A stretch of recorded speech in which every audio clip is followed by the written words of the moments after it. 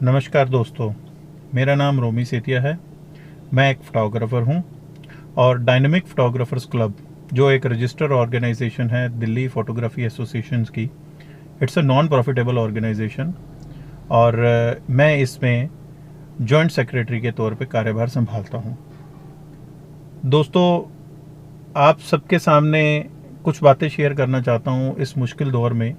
पूरी ऑर्गेनाइजेशन की तरफ से हम सब लोग पिछले तकरीबन 1 महीने से लॉकडाउन में रह रहे हैं, उससे भी ज़्यादा टाइम हो गया और लग रहा है कि ये और भी आगे बढ़ेगा। तो शुरू शुरू में तो जैसे था कि हमें टाइम नहीं मिलता था अपनी फैमिली के साथ, तो अब हमें लॉकडाउन में टाइम मिला तो हमने इस चीज़ को बड़ा एंजॉय किया। कुछ दिन हमने इसको एंजॉय किया, फिर जैसे जैसे दिन बीतते गए पार्ट 2 आ गया। अब हमें लगा कि पता नहीं ये कितने दिन बंद रहना है। हम धीरे धीरे टेंशन्स में आते गए अपने बिजनेस को लेके, पैसों का क्या होगा, घर कैसे चलेगा।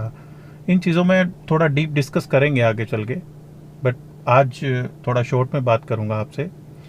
तो टेंशन में आना वाजिब भी है, क्योंकि हर किसी को अपना घर चलाने के लिए कुछ पैसे भी चाहिए और बिना पैसों के कुछ नहीं होता।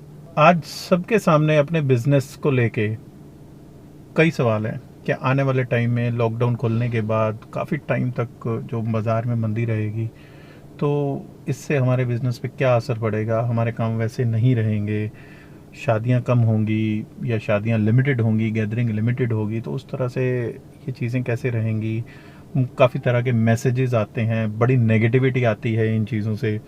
और कई लोग तो बिज़नेस बदलने की भी सोचते हैं कि हम अब ये वाला बिज़नेस नहीं करेंगे, कुछ और कर लेंगे, क्योंकि सबको अपना घर चलाना है। सबकी टेंशन, सबके दिमाग पे प्रेशर है कि आने वाले टाइम में घर कैसे चलेगा, बच्चों के स्कूल। तो दोस्तों, हर चीज़ का अगर नेगेटिव होता है तो पॉजिटिव भी होता है, और एक फोटोग्राफर आपसे और मेरे से बेहतर इस चीज़ को कौन समझेगा। और हमने तो आज तक हर किसी को स्माइल प्लीज ही कहा है, तो उसके बाद ही उसकी मेमोरी फ्रीज करके उसको दी है। और आज लॉकडाउन में सब उस मेमोरीज का मजा ले रहे हैं। इस चीज़ को बड़ा पॉजिटिव लेके चलो। सो दोस्तों, you should be proud to be a photographer.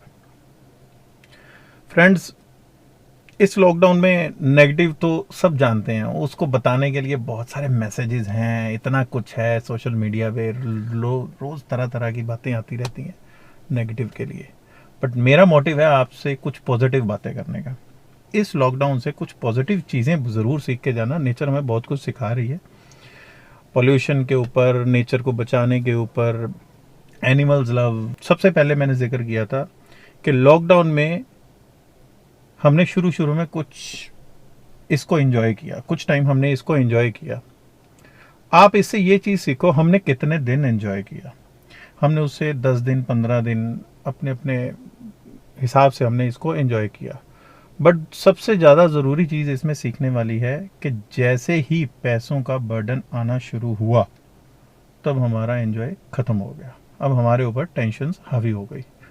तो अगर हम कोई ऐसा बिजनेस कर रहे हैं, अगर हम 2 महीने भी टेंशन फ्री अपने घर में नहीं बैठ सकते, तो हमारा वो बिजनेस मॉडल फेल है। इस चीज़ को सीखें और आने वाले टाइम में पुरानी गलतियों को ना दोहराएं। अपने बिजनेस को, कोई भी बिजनेस हो, हम अपने बिजनेस को इस तरीके से करें कि अगर कोई भी आपदा आए, कोई भी विपत्ति आए, कोई भी परेशानी आए, अगर हम 2-3 महीने बैठ के हमें घर से अपने सेविंग से घर चलाना पड़े, तो हम चला सकें। एक बड़ी अच्छी चीज़ सीखने को मिली है इसमें कि हमें यूनिटी में रहना होगा। आज अगर आपने अपनी बात सरकार तक पहुंचानी है, तो आप लोग इकट्ठे कहाँ हो? आप इकट्ठे हो ही नहीं। खास तौर पे हमारी photography industry unorganised, the most unorganised industry हमारी फोटोग्राफी इंडस्ट्री। और जब भी कोई एसोसिएशन बनाने की बात करता है, तो सबसे पहले ये मेरे रेट्स ठीक कर दो, ये मेरे ये चीज़ें ठीक कर दो, ऐसा कर दो। बट हम सबकी सोचेंगे तो सब हमारी सोचेंगे। डीपीसी का मानना है कि सबकी सोचो, सब आपकी सोचेंगे। तो सबसे ज़रूरी चीज़ है कि हम एक यूनिटी में आए। अगर हम इकट्ठे नंबर में होंगे, इकट्ठे का मतलब ये नहीं है कि कहीं धरना लगा के बैठ जाएं। इकट्ठे का मतलब है कि अगर हम जो बिजनेस हम कर रहे हैं, अगर हम उसकी कोई भी, हमारे एरिया में, सिटी में एक एसोसिएशन है, जैसे दिल्ली में डायनामिक फोटोग्राफर्स क्लब है, और भी हर सिटी में एसोसिएशन है, अगर वो अच्छे तरीके से अपना काम करने की कोशिश कर रही है तो आप उसकी हौसला अफजाई करें, उसके साथ मिलें, और ये ना सोचें कि उसका, कि मेरे को मेंबरशिप लेनी पड़ेगी, ऐसा करना पड़ेगा। वो आपको फ्री वर्कशॉप दे रहे हैं, लर्निंग दे रहे हैं। और आज मुसीबत के घड़ी में, कल भी हमारे एक भाई ने मैसेज डाला था कि किसी की रसोई रुकती हो तो प्लीज़ एडमिन्स के नंबर पे मैसेज करे, कॉल करे। तो अगर सारे इकट्ठा होने की कोशिश कर रहे हैं तो उसकी कमियां ना निकालें, बल्कि उसके साथ जुड़ के उसको और अच्छा करने की कोशिश करें, ताकि आज अगर हमें अपनी गवर्नमेंट तक कोई बात पहुंचानी है तो हम नंबर में ही नहीं है। हम किसी भी तरह का कोई पैकेज लेना चाहें तब भी हम नंबर में नहीं है। सो अपनी एसोसिएशन को स्ट्रॉन्ग करें, ज़्यादा से ज़्यादा नंबर में उनके साथ जुड़ें, उनके अपने अपने सुझाव भी दें, तो ही उन चीज़ों के सॉल्यूशंस होंगे। और मुद्दे बहुत होते हैं, मुद्दों को सॉल्व हम तभी कर पाएंगे जब हम इकट्ठे होंगे। आज बहुत सी एसोसिएशन है, आप छोटे छोटे काम देखो, उन सबकी एसोसिएशन होती है और वो अपनी एसोसिएशन से बाहर होकर काम नहीं करते। हम लोगों में इस तरह का नहीं है, और हमें इसको अब इस लॉकडाउन से सीखना चाहिए कि हमें यूनिटी में आना है, हम तभी कुछ कर पाएंगे। अगला पॉइंट मैं ये डिस्कस करूंगा कि जब हम बहुत बिजी होते हैं, हमने इंडस्ट्री में देखा है कि जब काम होता है तो काम एकदम से बहुत होता है, फिर हम कहते हैं इस बार मैं फ्री हो जाऊंगा तो मैं ये सीखूंगा, मैं ऐसा करूंगा, वो करूंगा, वो करूंगा। बट अगर अब आपके पास टाइम है तो इसका सही यूटिलाइज करो। इतने फ्री ट्यूटोरियल्स हैं, आप उनको, नए सॉफ्टवेयर सीखो, आप अपने बिजनेस को प्रमोट कैसे करें, उस प्रमोशंस के लिए आप डिजिटल मार्केटिंग सीखो, अपनी पब्लिक स्पीकिंग सीखो, अपनी कन्विंसिंग पावर सीखो। बहुत से ऐसे इतने मोटिवेशनल लीडर्स हैं और जो आपको बहुत कुछ सिखा सकते हैं। और आने वाले टाइम में डीपीसी भी इन सब चीज़ों के ऊपर बहुत काम करेगी। पुरानी गलतियां मत दोहराएं, उन चीज़ों को एक पेपर पे नोट डाउन करें कि हम किस तरह से पैकेजेस बनाते थे, हमारे काम क्यों नहीं मैच्योर होते थे, क्या सिलेक्शंस में देरी होती थी, किसकी वजह से। हर चीज़ की रिस्पॉन्सिबिलिटी हमारी है। हम बिजनेस कर रहे हैं, हमारी ही रिस्पॉन्सिबिलिटी है। अगर अच्छा है तो भी हम जिम्मेवार हैं, गलत है तो भी हम जिम्मेवार हैं। इस चीज़ को सही करने की ज़रूरत है। अब आराम से बैठ के उन चीज़ों को सही करें। दोस्तों, भगवान न करे, इससे भी बुरा टाइम आ सकता था। ये तो हम घर पे बैठे हैं, फिर भी हम सेफ हैं। भगवान न करे कोई भूकंप आता, कोई बाढ़ आती, ऐसा कई बार हुआ भी है। हम कई बार कोई ऐसी बीमारी आ जाती है, हम बीमार हो जाते हैं। कई भाइयों से कई बार सुनने में आता है रात को कैमरा छीन लिया, लाखों का नुकसान हो गया।